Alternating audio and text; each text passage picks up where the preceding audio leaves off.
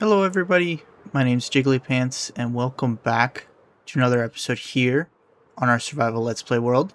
How's everybody doing? Hope you're doing okay. I'm feeling a little under the weather for this one, so we might have a little bit lower energy off the hop here, but ow. But yes, we're back. What are we going to be up to today? First of all, I wanted to introduce you guys to two new mobs that have joined our collection here. And that would be Beavis and Butthead over here. We got two shulkers here. And they're going to be very useful in today's episode. We're going to be making a farm out of these guys. We're going to be making a shulker farm. I have never made a shulker farm before. So this is going to be new territory for me. I am going to be using a tutorial video. And the tutorial I'm going to be using is the MC Archivist Minecraft Fast and Simple Shulker Farm. It's got 1 million views. I just basically typed in shulker farms on YouTube, and that's the one I'm going to do. The reason why I'm standing here is because the point I want to make is we built this moss farm just out of our own knowledge and understanding of the mechanics and stuff in a previous episode. You can't really see it, but there is a moss farm inside this thing, and it gives an output here. But yeah, know your limits and play within them. That's my motto. I know how to make a moss farm. I know it's pretty simple. A shulker farm is so much larger than my grasp of this game, so I'm just gonna leave it to the pros and kind of copy what they did. Another reason why I stand here is because we got all this nice terrain out here, and I'm kind of getting sick and tired of living down in our hole there. So we're gonna put the shulker farm, I think, just over there, maybe, or maybe there, up off the ground a little bit, and then maybe do some rolling hills and kind of blend in a lot of this terrain in here. I don't know how much we're gonna do, but yeah, that's the goal for today. We might even put a build, maybe a nice little house, maybe a windmill, maybe we have some nice rolling wheat fields or something. I don't know, all ideas, but first things first is we gotta get this shulker farm up and going.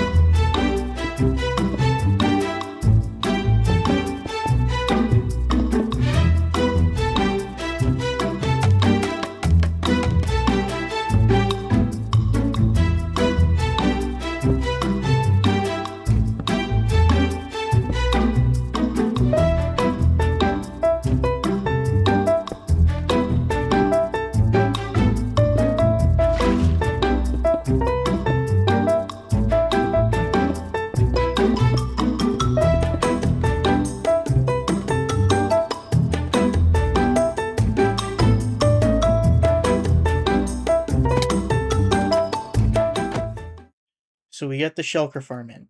It has a lot of scaffolding and a lot of slabs. I didn't realize just how much materials it would take. It was quite the thing to build. We do have a cow that has somehow, I don't know, made its way from down there into the farm, but that's okay. He's our emotional support cow. when we're getting shulkers. But we got a decent amount of shulker shells. Was that 9, 10, 11, 12 stacks, 12 and a half stacks so far. And hasn't really been running for super long. But yeah, it's going pretty well. We should have enough shulkers for a while now. Um, we did have some casualties on both sides. Beavis and Butthead did not make it, and they might have taken me out in the process one or two times. Um, don't want to speak too much on that note, but we did have to get a third shulker to get into the farm. Beavis and Butthead, they were teleporting all different kinds of crazy spots. They weren't going where I wanted, and I ran into this issue with I'm DJ when we built this previously. Uh, well, he built it, and I just helped him with the shulkers. But something when you put the shulkers in boats, they don't like it. So I had to get a third one and minecart him over and put him in. But yeah. So that's all done and dusted. One thing I didn't realize, I did realize this, but it never occurred to me how tall this actually is. Um, I've seen it built in another world, and I looked at it a whole bunch of times, multiple days, and it never really occurred to me how tall exactly it is. So that kind of gives us a bit of an issue with some of the land that we're gonna do out here. I was originally thinking nice rolling hills. Um, we might have to mix it up a bit. Now, everybody, hold on to your pants here. I took you guys out of the game, and we're now in. I don't even know what software this is. This is some kind of drawing software. It comes stock on all Windows computer, so don't freak out. You guys can do this too. I just took a screenshot and I put it into this software, and it allows me to draw. Just fair warning here before I get started. This is going to look like a kindergartner drew it. And for all you guys know, I am a kindergartner, so don't laugh too much. Um, but yes, so we got this shulker farm here. What I'm thinking about doing is less rolling hills and more mountainous hills. So obviously have some kind of plateau on top of the farm here, and then kind of pull that down kind of to here, and then kind of pull it down like that. Then we got this ravine here in the front. So I'm thinking if we just kind of pull that ravine up into this, kind of like that, and then have go dark. This be kind of dark and dingy down here. And we got this nice gradual slope here with the terrain that kind of slopes down and out like this. Um, and then once it gets to a point maybe about here, we're going to cut it off and we're going to have another cliff face kind of here. But this side here, kind of facing towards us, is still going to slope down.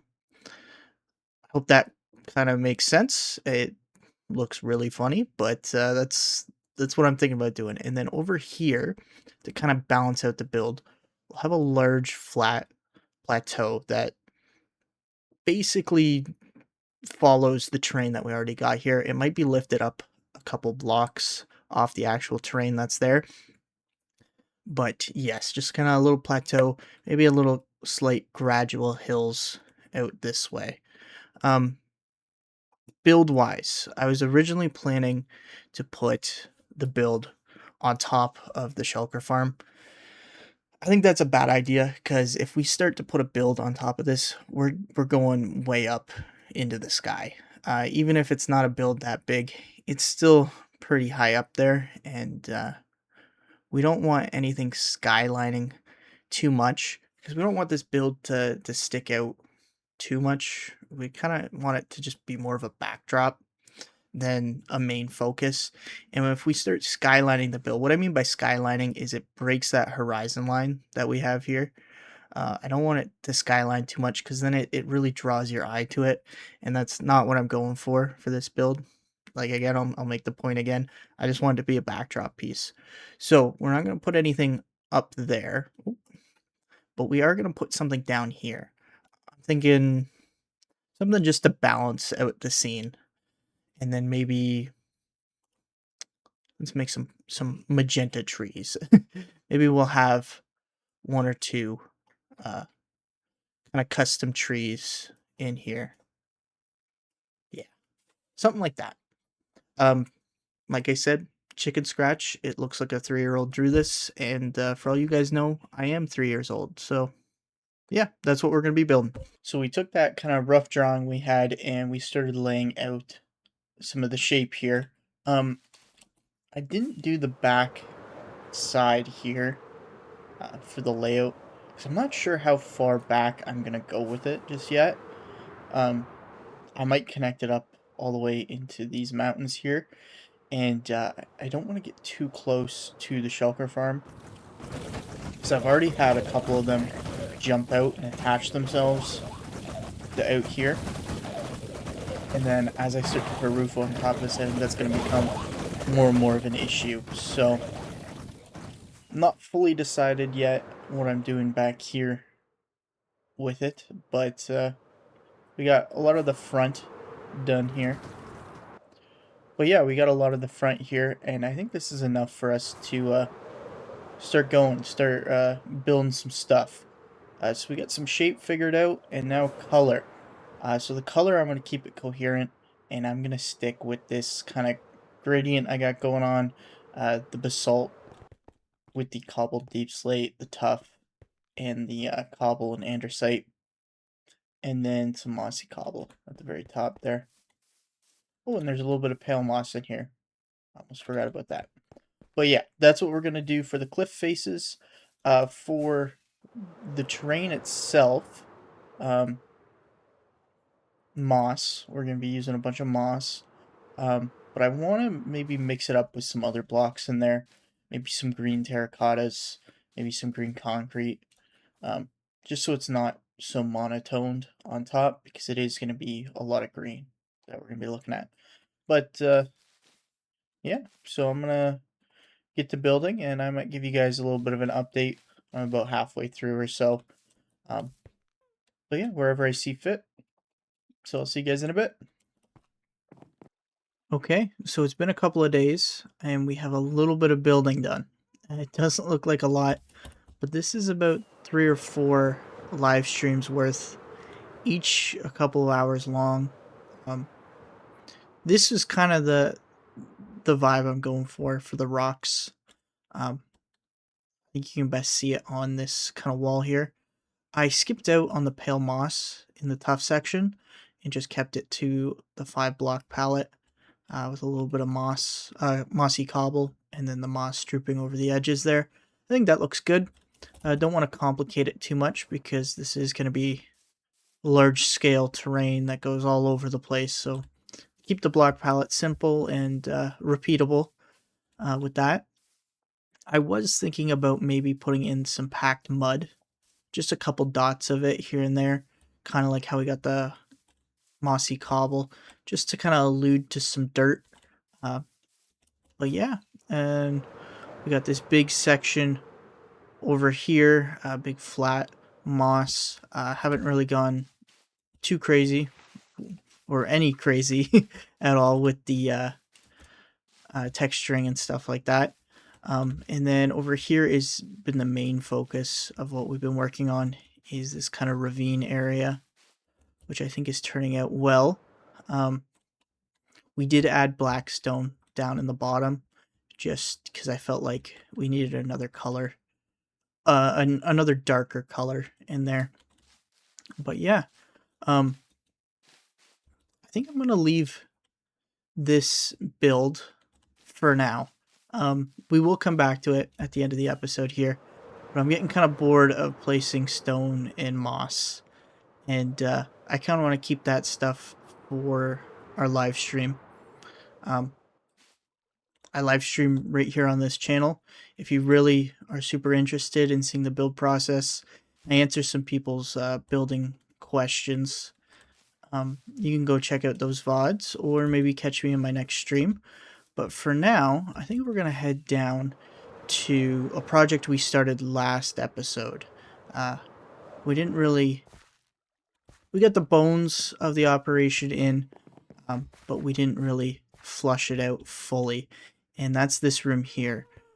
If you missed last episode, we put in a ticketing rail system that drops off books here, and then over here it does potions. But I stumbled upon, while I was prepping for last episode, an old book filter that I think some mechanics changed, and at first when I was looking at it, it didn't quite work. But then I found out that it does work, just in a strange way. It allows us to sort out normal books from enchanted books, which is something I think is pretty crazy. And it's kind of gotten the gears turning in my head, thinking about what other things we can kind of further sort down, especially with the potions. I wonder if there's a way we can pull bottles out of potions, but we'll worry about that later. Not in this episode. This episode we'll be working on sorting out the normal books from the enchanted books, and then maybe putting our library in place, and figure out maybe a little enchanting setup, and figure out what we want this room to be. But first, I got to show you this cool book and enchanted book sorter. Yeah, I stumbled upon this while I was prepping for last episode. Like I said, I thought it was broken at first, but turns out it's not. It just has a weird way of operating, and it's quite simple. It's a very easy thing to do. I say that and I messed it up. Did I mess it up? No, I did not. I just had to look at my reference image there. But yeah, it's a very simple build. That's why I kind of got excited when I first saw it. I'm double clicking on my mouse for some reason. Again, I need a new mouse. I say this like all the time, but I genuinely do. Well, yeah, this is all it is. So if we got an empty shulker box here. We'll pack it with some of this stuff. We'll just throw maybe, yeah, just like that. And then we'll break it. Throw this on here. Oh. We'll let it do its thing. Boom. Normal books, enchanted books. One thing I didn't test is book and quills. Let's see what that does. Okay, book and quill. See where that ends up.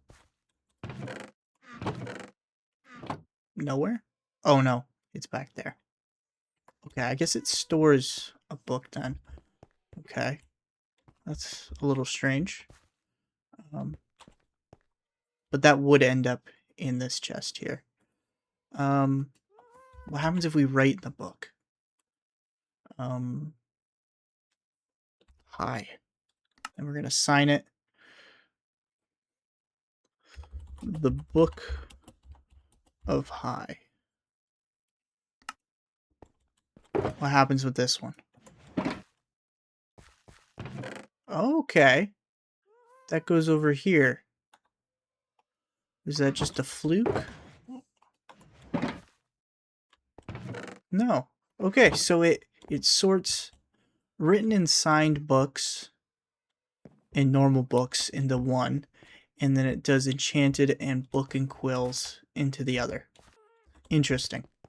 That's good enough for me. So we're going to take this and we're going to attach it onto the output here. Actually, what I think we're going to do is we're going to take the output and we're going to move it up into the sky. Not the sky, but up there. And then we're going to have it do this. Sorty sort. And then we're going to have it come down into maybe 3 double chests for the normal books and the written books.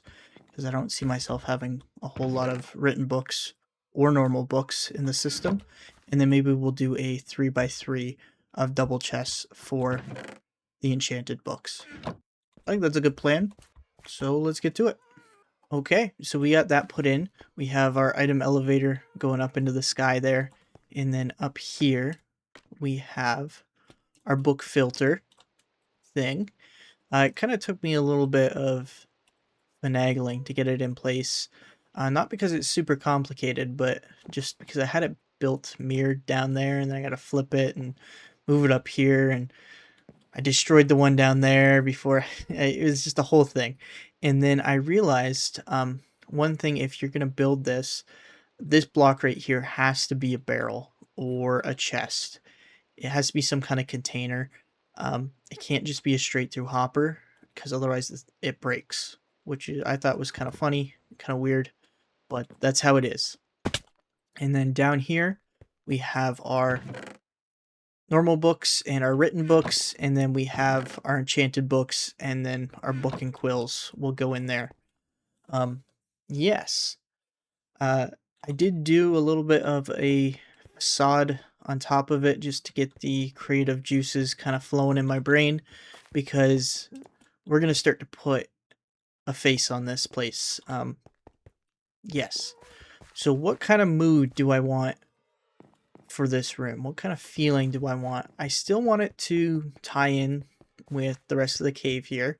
So, I'm thinking maybe a stone ceiling, maybe some dripping water or something like that. But I do want it to feel more developed than just a cave. So I'm thinking maybe a little bit more wood into the floor, maybe a plank floor.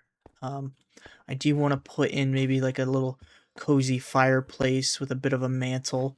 Um, Maybe a chair where you can read our books and kind of sit by the fire. Maybe some bookshelves. Um, Yeah, and then maybe have some cracks through this back wall to where it looks like some of the amethyst to tie in with our main amethyst geode crystal thingy. It's kind of poking through, and yeah, something like that. Um, I do also want to have a bit of a theme in here. Obviously, fantasy, cool library esque kind of look to it, but I do want to mix in a bit of like not I don't know how to explain this. Not steampunky, but kind of steampunky with tanks and pipes and a cool atmosphere, like a fantasy mechanical kind of feel.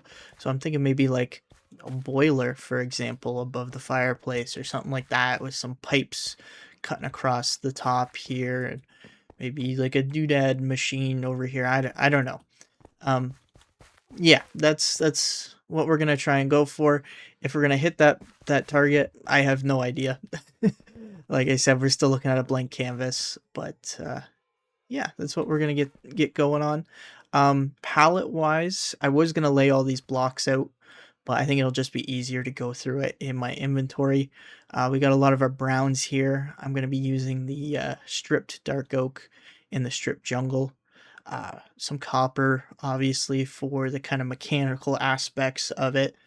Some purples for the amethyst geodes and stuff like that. And then the mantle, a lot of reds, a lot of bricks, deep oranges, that kind of thing. And then I don't have them in my inventory, but I got a flower. I got a torch flower. So some knickknacks and doodads, kind of filling up shelves and a whole bunch of stuff. Maybe some brewing stands and yeah, lots of stuff like that. So, um, enough chit chat. I'm gonna get to building here. So we got our library done. A lot of the palette blocks that I showed you didn't finally make the cut, but this is what we got going on in here. Um, yes, we got a lot of stuff. There's a lot going on. This took me a couple days. Actually, it was a difficult build for me, I would say.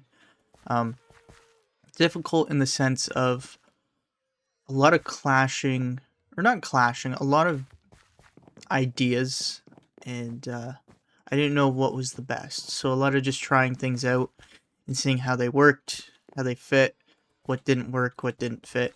One of those being the amethyst geode stuff in the walls and ceilings and stuff. I didn't have too much wall space, and I thought, oh, I'll put it up in the ceiling. But just too many colors going on, and it just didn't look right. So ultimately, I just scrapped that idea. Maybe we can use that idea somewhere else in the base. I think that'd be a good way to kind of maybe fill up some of these big blank walls somewhere else. But yeah, we've got some brick and terracotta and granite and stuff with our cowboy picture there. Giddy up. We got this mechanical looking boiler here. Don't really know what it's doing or what it's supposed to be doing, but some kind of tank with a big pipe going across. A little bit of dripping water effect coming from the ceiling there. Landing in this kind of spot on the barrels and stuff. Making a little damp section to where a cool little pitcher pot flower popped up. These copper bulbs here, whenever a book goes up the elevator, these flicker on and off, which is, I think, is pretty cool. I would show you guys, but I don't really have a way to access the book redstone right now. And then we got this I showed you guys with the different sorting of books and stuff. I got these bookshelves in the back, a little bit of an enchanting area.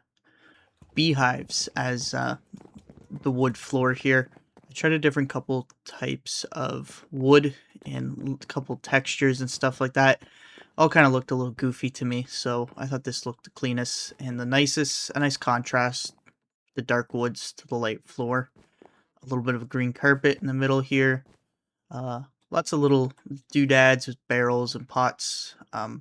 We do have our anvil here and our ender chest, so we can use this as a functional enchanter. And then a little cozy book nook area with a fireplace, some wood piled up, and then a chimney going up in the sky.